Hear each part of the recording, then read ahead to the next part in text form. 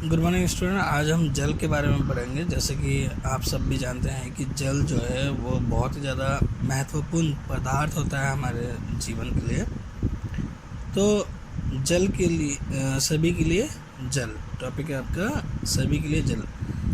जो पानी है वो सभी के लिए बराबर मात्रा में विस्तृत होना चाहिए, चाहे वो गरीब है चाहे वो अमीर है, सबके लिए पानी बराबर है और बराबर मात्रा में ही वितरण होना चाहिए। इसके लिए सरकार ने कई कदम उठाए हैं। कई इलाकों में मुफ्त जल की भी व्यवस्था की जाती है, लेकिन धीरे धीरे जैसे जैसे हमारा समय व्यतीत होते जा रहा है, भूमिगत जल की कमी होती जा रही है और जिस कारण सरकार भी इसके लिए बहुत सारे नए नए कदम उठाए हैं। हम आगे इसके बारे में पढ़ेंगे। जल को रोकने के लिए कई तरीके से इंतज़ाम किए जाते हैं सरकार द्वारा।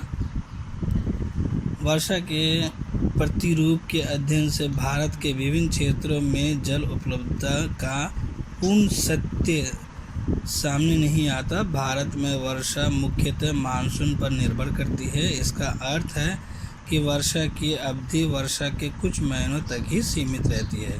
प्राकृतिक मानसून के अभिधान के बाद भी क्षेत्रों के वनस्पति आच्छादन कम होने के कारण भूस्तर की उपलब्धता में काफ़ी कमी आई है। फसलों के लिए जल की अधिक मात्रा की मांग, उद्योगों से प्रवाहित प्रदूषण एवं नगरों के कूड़े कचरे ने जल को प्रदूषित कर उसकी उपलब्धता की समस्या को और अधिक जटिल बना दिया है। बांध, जलाशय एवं नहरों का उपयोग भारत के विभिन्न क्षेत्रों में सिंचाई के लिए प्राचीन समय से किया जा रहा है। पहले इन तकनीकों का प्रयोग स्थानीय लोगों द्वारा की गई दखल थी तथा स्थानीय निवासी उसका प्रबंध कृषि एवं दैनिक आवश्यकताओं की पूर्ति के लिए करते थे, जिससे जल पूरे वर्ष उपलब्ध रह सके। इस भंडारित जल का नियंत्रण भली प्रकार से किया जाता था तथा जल की उपलब्धता और दशकों एवं सदियों के अनुभव के आधार पर स्तंभ फसल प्रतिरूप अपनाए जाते थे। सिंचाई के इन संसाधनों का प्रबंध भी स्थानीय लोगों द्वारा किया जाता था।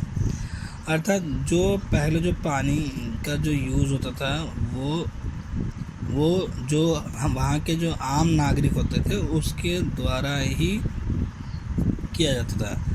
परंतु धीरे धीरे जैसे तकनीक बढ़ी और उनके लिए जो अलग अलग जो फैक्ट्रियाँ लगाई गई, जिसके वजह से पानी का जो इस्तेमाल है वो बढ़ गया और वो और भी बहुत सारे बड़े बड़े इंडस्ट्रीज, बड़े बड़े उद्योगों में जल का इस्तेमाल होने लगा।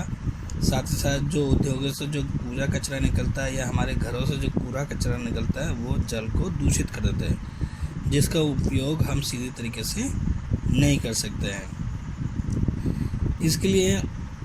इसके लिए भी सरकार ने बहुत सारे नए नए कदम उठाए हैं, वो भी हम आगे पढ़ेंगे।